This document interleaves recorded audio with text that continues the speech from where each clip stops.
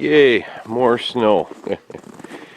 But today I think we're going to fire up the Ranger here. I had a flat tire on it a couple weeks back and had a hole in the sidewall, so we put the little spare on. And when we did that, I noticed that we had a pretty good problem with it. So we're going to fire it up and bring it into the garage. And I'll show you what's going on with this thing. At least it still runs pretty good.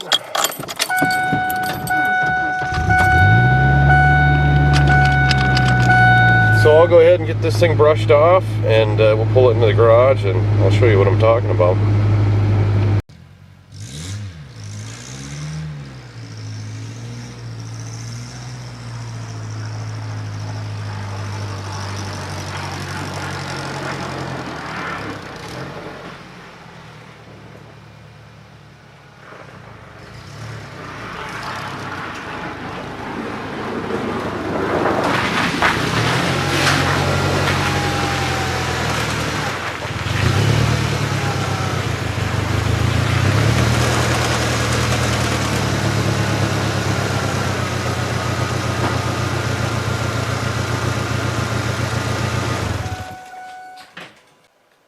Alright, we got her into the shop here. At least we'll be out of the snow.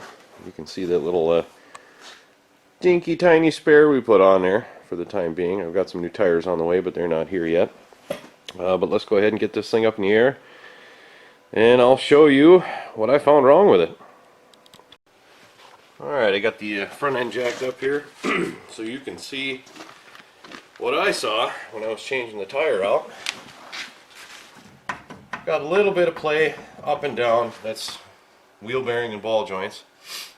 Not a ton, but not real good either. But the real problem is the play we have here in the tie rods. One in particular, but I went ahead and got all new ones anyway. I'll go ahead and move the camera so you can see the parts moving underneath. Alright, I've got you pointed at the worst joint. I'll go ahead and move the wheel and you can kind of see what I'm talking about here. Look at how much that thing moves. I'm surprised it hasn't fallen off. So, not a good thing to be driving around like that. So, we're going to go ahead and replace that and probably some other stuff. Alright, well here in the box we got all of the parts I should need, hopefully. I got both inner tie rods, the big one there and the little one here, both outer tie rods in one of these boxes. And there's one, and then there's another one in the packages. And I got the adjusting sleeves as well. Also got upper and lower ball joints for both sides, and I got both wheel bearings for both sides, so 4 wheel bearings in total, and wheel seals. I bought extras because they were only 63 cents, so I got 4 of them just in case I screw something up or I need a spare or whatever. So I got all those parts and they only cost me, I think it was $110 for everything. And I also got 2 new tires. They showed up a few minutes ago. They were I think $100 for the pair. So not too bad parts price wise for the parts. So I guess we should get started tearing this thing apart. Hopefully I can get it done in the next day or so, because it's supposed to get way down, real cold, well below 0. So let's get started. Alright, I think we're going to start with the brakes here, since I have to remove them anyway. I didn't get new brakes because these are still pretty good. Put them in not that long ago, I think, so they should be alright. We'll get those off and then we can take everything else off, since I have to take the brakes off anyway to get to everything. And I think it'll be easier with the brakes, or with the tie rod connected, to get the brakes off. So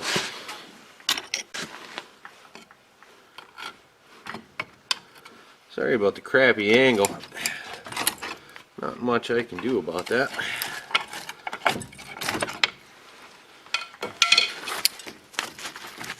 There we go. Wire that thing up out of the way.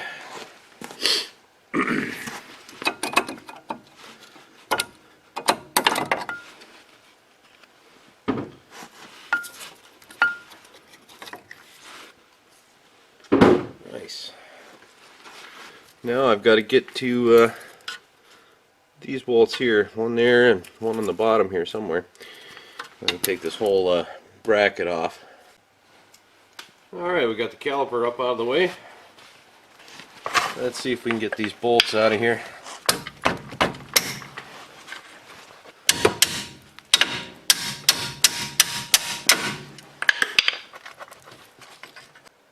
Alright, I managed to make a little more room under here by kicking off that giant ice block that was sitting there, and turned the wheel, and I was able to get a 6-point socket on there and get that bolt off. You can see it's a little bit rounded. I might have another one laying around, we'll see. But I got that off anyway. Now we can go ahead and pull this cap. I probably should have got a new one. I didn't know this was quite this dinged up, but we'll pull this cap off and be able to pull the rotor off and the bearings out.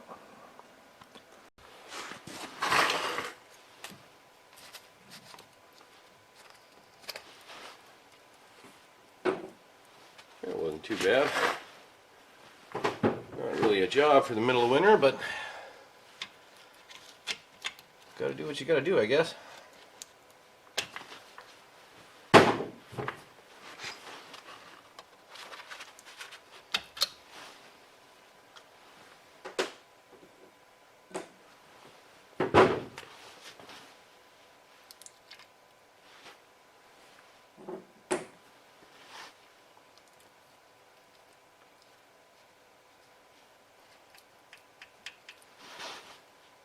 What are you catching?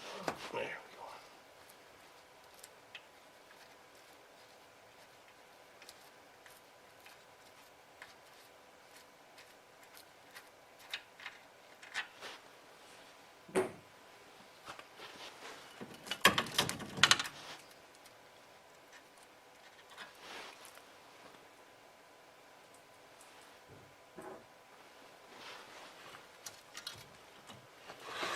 There we are. We'll deal with that rear bearing later. Hardly even looks like there's much of an oil seal left, but I guess there's sort of one. That's one rotor off.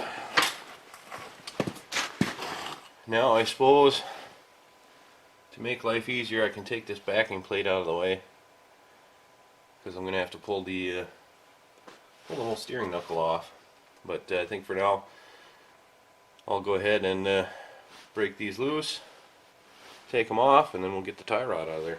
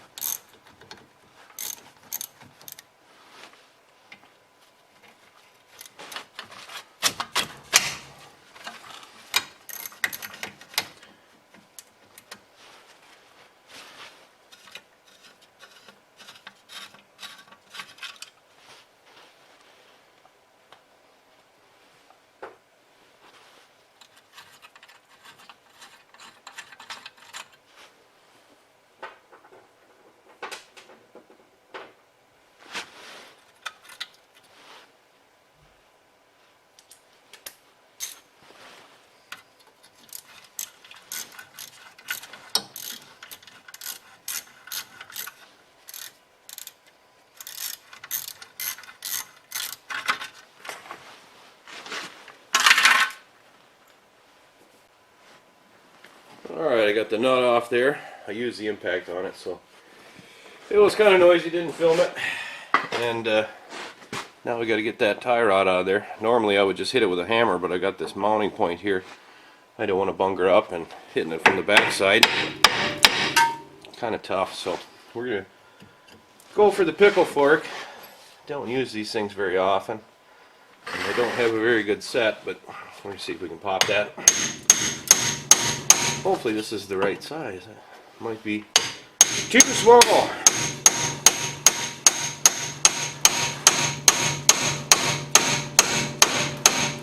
Matter of fact, I think it is too small.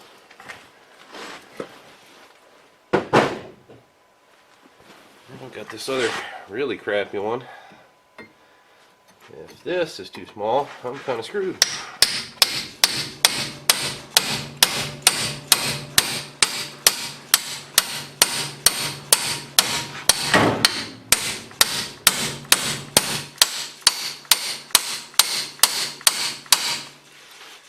Yeah, I don't use pickle forks very often because I have crappy sets. So, since I'm not saving this, I think I might just try to beat the crap out of it. Maybe I can get a good swing in here. No, not really. Nail it from the top, maybe. There we go. If I was trying to save that, I wouldn't have hit it there, but we got her out. Now I can see about getting those ball joints out of there. That should be fun. We'll see what kind of tools I'm going to need to do that. Well, I just love working on rusty crap, but I did manage to get that bolt or that nut off. I used a 15/16 inch wrench with a 6-foot breaker bar and was able to break that loose. And then the upper bolt that goes in here, I heated it up with my little propane torch. It's not much, but fortunately it was enough. Heated up with that and then used a breaker bar back and forth until I could finally wiggle it free. But now I need to take a pickle fork and get in between there and break that loose. I don't see any other better way to do it. And since my pickle fork's too small for this, I'm going to go see my uncle. Maybe he's got a bigger one I can borrow. And while I'm there, I'll see if he can mount up some El Cheapo tires for me. So hopefully he's got a bigger pickle fork and come back and knock that thing out of there. Well, as I thought, the answer was a bigger pickle fork. Knocked it right out of there. So I'll take the nut off. Slide the whole thing out, and then we can take it over the bench, press these ball joints out, and we should be good to go. But I'm going to go ahead and strip the other side down first, and then come back and we'll replace these. Alright, I got the knuckle in the vise here, and you can see these ball joints are pretty flippy floppy. I think that's the technical term. So I'm going to have to press these out. The top one has a little snap ring I'm going to have to remove, and I'll take the grease zerks out and then press them out. The bottom one doesn't have anything, it's just press fit, so that's easy enough. I already did it on the other side there and pulled those out, and they came out just fine. These ones are actually in good shape, but I figured since I'm pulling it out I might as well do it all. So I'll throw my tool on there, knock them out, put new ones in, and then we can install this thing. Alright, I got the press hooked up. Not at the best angle, but should work.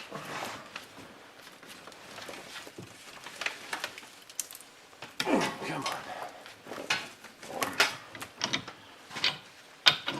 Might have to break out the impact.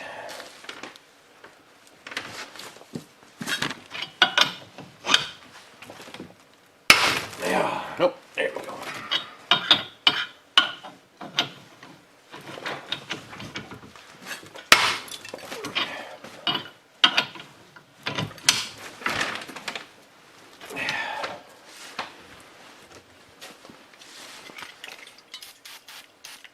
Give the threads a little lube, never hurt.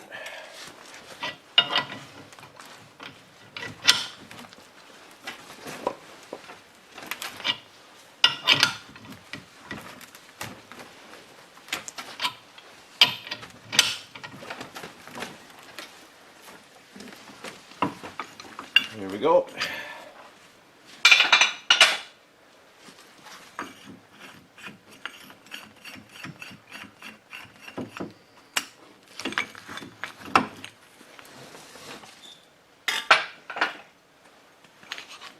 And there we go, it's out. I'll do the same to the other side, and I've already removed the snap ring.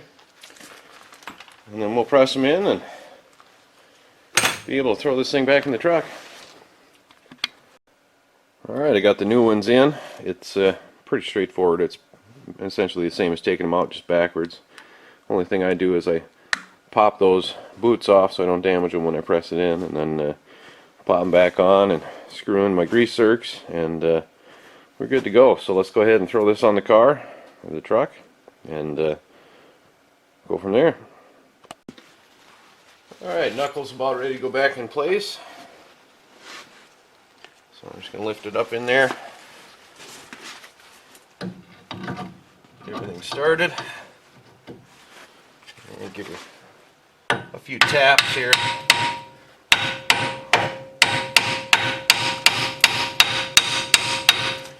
Kind of get it on its way.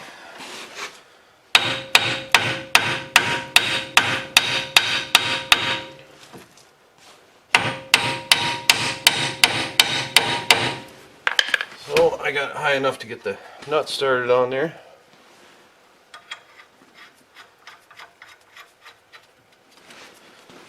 Then we can crank that nut down and it'll pull it up into place.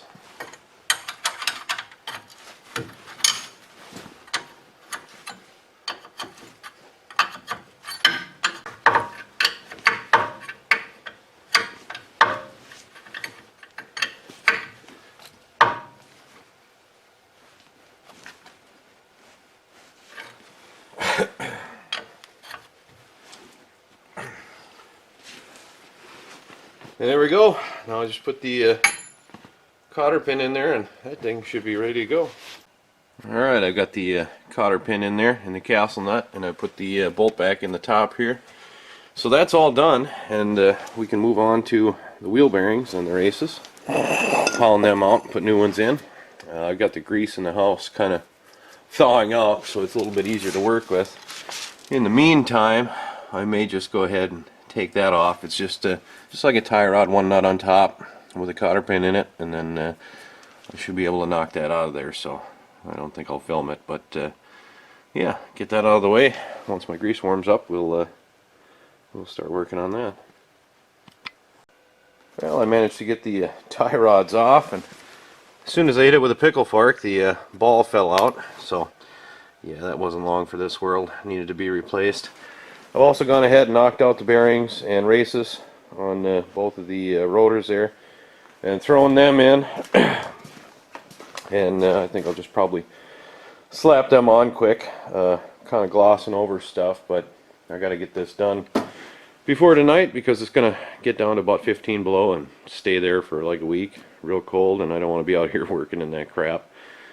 And on top of that, tractor's outside. I got to blow out the fuel line and do some plowing with that before it gets cold. And then of course on top of that, my grandpa's snowblower kind of died, so I got to go look at that when I get a chance. So not a lot of time. I'm in demand apparently, so I'm gonna slam this on back together, and then yeah, we'll go from there. Alright, I got the wheel bearings all packed full of grease, and the rotors put back on, and the brakes put back on. All that's buttoned up, and I've got the tie rods here assembled and laid out, and I've got them matched up with the old ones. And they're roughly the same length, pretty close anyway. So we should be in the ballpark on the alignment, which is good enough for now. So I'm going to hurry up and just knock these things in real quick, and then this thing will be just about done. Well, alright, got all my new tie rods in. Everything's greased up, put together. The alignment is close-ish. It's good enough for now, I think. And it should be pretty much good to go.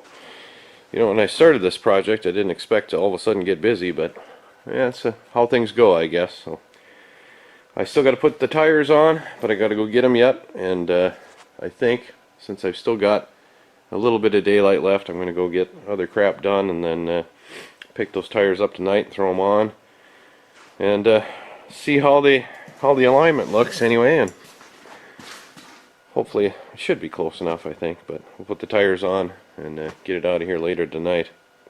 Not bad for a rush job.